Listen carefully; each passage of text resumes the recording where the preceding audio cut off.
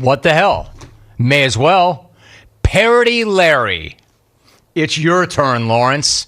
You played your way in. What's going on, Larry? Hey, Rome, how you doing? As you know, it was just National Junk Food Day, and there's nobody on the planet who eats more garbage than that king of the coneheads behind the glass. So this one's for Ritt. Bum, ba-dum, bum, bum. Sometimes I dream that he is me. His dome is huge, it's quite a sight to see. Eats crap all day, has tooth decay. It's Ike, needs to get on the Peloton bike, 'cause he craves the mic, and Ike, he must be high. Can't resist French fries. That's not a good call. No. You don't like that call. I don't like that call. Not a very good call. All right, so let me explain something to you all. If you were to look this up, National Junk Food Day, that parody was a play off of National Junk Food Day. National Junk Food Day was July 21st. Larry has been on hold 9 days with that parody. 9 days. He's been calling every single day with that song for 9 days. I've stoned him. I've stoned him 9 days in a row with that. And the only reason he got through was because it was one of those off segments, a final segment that was started off by an idiot by the name of Geoff. And so at that point I said, what the hell? The lid's off.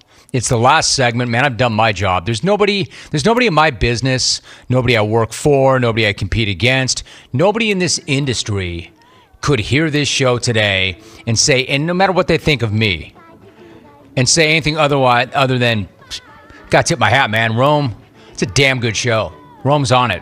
So I figured I'll have a little fun in that last segment. So I throw a bone to Parody Larry because at his core, he's harmless. I don't dislike Larry. But I will tell you, he waited 9 days to do that. And if I weren't in such a magnanimous mood, he probably would have waited another 39 days to do that. Larry. Larry. My man. I mean this, and I come from a good place. A little tough love. Look in the mirror, my man.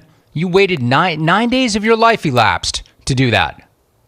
And it ended the same way all of your calls ended, with you getting hammered and nobody saying, why did you do that, Rome? That was a great song. Man, I can't get that out of my head. All day long, I get that Parody Larry riff in my head. I just can't get it out of my head. That song about Ritt being the king of the coneheads. Sometimes I dream. Listen, now you got to play your way in. Now you have to be a certain breed of caller to keep up with these two. Don't wreck a perfectly horrible segment by making an average call or a good call.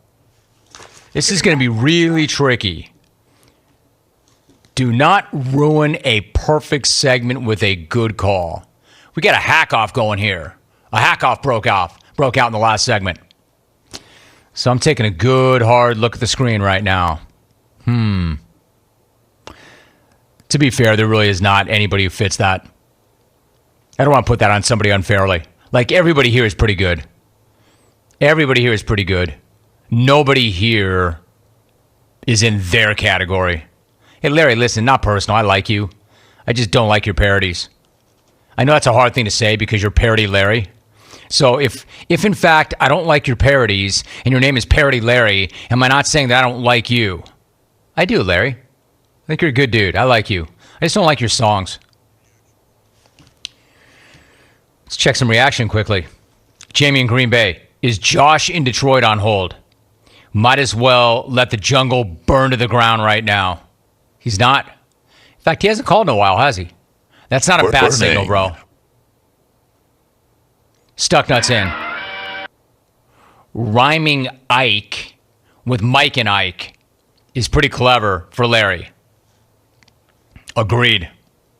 Mike in LFK tweets, Hawk is going to slip out the back door as soon as the show is over. Run, Sparrow. He can't fire you if he can't find you. Oh, I can.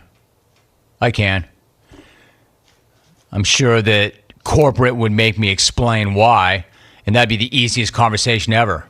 Oh, you need a reason why? I understand. I can give you 100 reasons why off the top of my head. They wouldn't even let me get to reason 3.